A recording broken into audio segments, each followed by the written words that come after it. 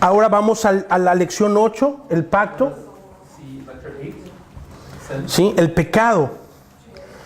¿Qué pasa? Se comete el pecado. En Génesis 3:6 dice: y vio la mujer que el árbol era bueno para comer, y que era agradable a los ojos, y árbol codiciable para alcanzar la sabiduría, y tomó de su fruto y comió, y dio también a su marido, el cual comió, así como ella.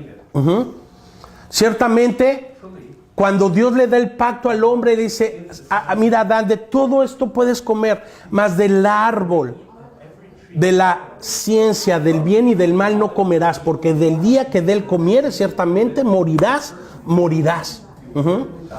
Cuando llega Adán y Adán sabía que ella había probado, él probó, hubo incredulidad. Por Eva, a lo mejor fue ignorancia, ¿sí? Pero el que había recibido el pacto fue incredulidad. No creyó y probó ¿cuál era el bien? El bien era obedecer la palabra de Dios.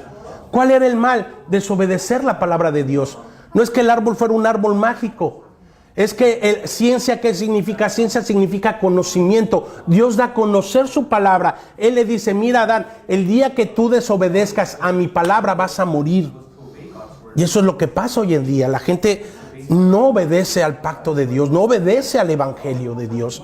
Vive separado, piensa que por haber hecho una oración de fe de Romanos 10, que no es ninguna oración de fe, sino es que el proclamar su palabra constantemente es hablar. Si en tu boca está, si lo estás compartiendo, lo estás predicando, lo estás hablando, lo estás viviendo, ¿sí? Serás salvo, ¿sí? Y entonces, ¿qué pasa?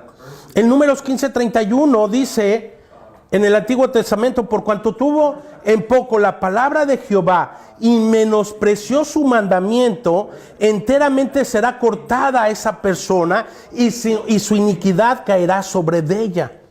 En Primera de Juan 3:4 dice: todo aquel que comete pecado infringe también la ley, pues el pecado es infracción de la ley. Y cuando entendemos entonces que el pecado no es ético, el pecado no es moral, sino que el pecado es no obedecer al pacto de Dios. El pecado es no creer la palabra de Dios, que es la incredulidad, ¿sí? Entonces, que dice que infringimos también la ley, pues el pecado es infracción de la ley. Por cuanto todos pecaron, decía el apóstol Pablo en Romanos, por cuanto todos pecaron, están destituidos de la gloria de Dios. Cuando entendemos y el Espíritu nos revela ese problema de Satanás, nos revela el problema del pecado, entonces podemos comprender con precisión la necesidad que el mundo y nosotros tenemos del Mesías prometido, ¿sí? En Santiago 1:15 dice: entonces la concupiscencia, después que ha concebido, da a luz el pecado, y el pecado, siendo consumado, da a luz la muerte, ¿sí? Y de eso se encarga de gestarlo, ¿quién? Satanás. ¿En dónde? En nuestra mente. Dice Efesios que él manda esos dardos de fuego, ¿sí? Para que los creamos, ¿sí? Y entonces, ¿cuál es el resultado del pecado? Bueno, en Génesis 3:2, en Génesis 2:17 dice: mas del árbol de la ciencia del bien y el mal no comerás, porque el día que él comieres ciertamente morirás. En Efesios 2:1 dice: y él os dio vida a vosotros cuando estabais, ¿cómo estábamos antes? Cuando estabais muertos en vuestros delitos y en vuestros pecados, ¿sí? Y entonces el pecado es no creer la palabra de Dios. Y como no la creo, no la obedezco. Si la creyera, la obedeciera. Si entendiera en el Espíritu la consecuencia que es desobedecer la palabra de Dios, ¿sí? Temblaría realmente ante su presencia. La cuidaría con temor y temblor. Amén.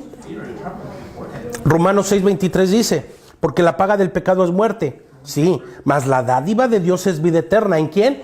En Cristo Jesús, Señor nuestro, ¿sí? ¿Y cuál es esa vida de pecado? Como decíamos, el pastor Mu decía: el hombre sin Cristo Jesús vive en vacío, vive en tinieblas y vive en desorden. ¿Sí? Desorden, vacío y tinieblas. Así es el hombre. El Salmo 38:4 dice: porque mis iniquidades se han agravado sobre mi cabeza, como carga pesada se han agravado sobre mí. El salmista, el cantor de Israel, el rey David en el Salmo 51:3 dice: porque yo reconozco mis rebeliones y mi pecado está siempre delante de mí.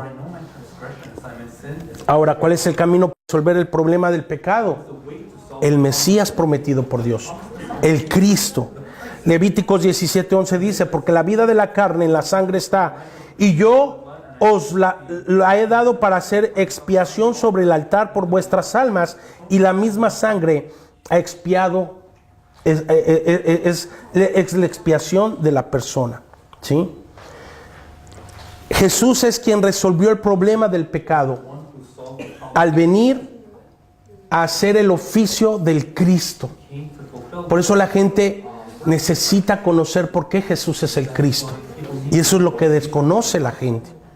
La gente conoce un Jesús milagrero, la gente conoce un Jesús que me va a resolver mis problemas económicos, la gente quiere a un Jesús, ¿sí?, que le resuelva todos sus problemas, pero no lo quiere como Señor de su vida. Es que eso es padrísimo. Yo quiero al Jesús milagrero, yo quiero al Jesús que me va a prosperar económicamente. Pero la prosperidad de nuestro Señor no es aquí en la tierra. Su prosperidad son en el cielo. ¿Sí? Y eso es lo que tenemos que buscar. Por eso dice: no hagan tesoros aquí en la tierra. Y no es que nos quiera ver vivir mal, no. La consecuencia de creerle al Evangelio y la consecuencia, ¿sí?, es vivir en la añadidura del Señor. No depender del sistema. ¿Sí? Juan 1:29 dice: el siguiente día vio Juan a Jesús que venía a él y dijo: he aquí el Cordero de Dios que quita el pecado del mundo. ¿Sí? Después en 2 Corintios 5:21 dice: al que no conoció pecado, por nosotros lo hizo pecado, para que nosotros fuésemos hechos justicia de Dios en él. Amén.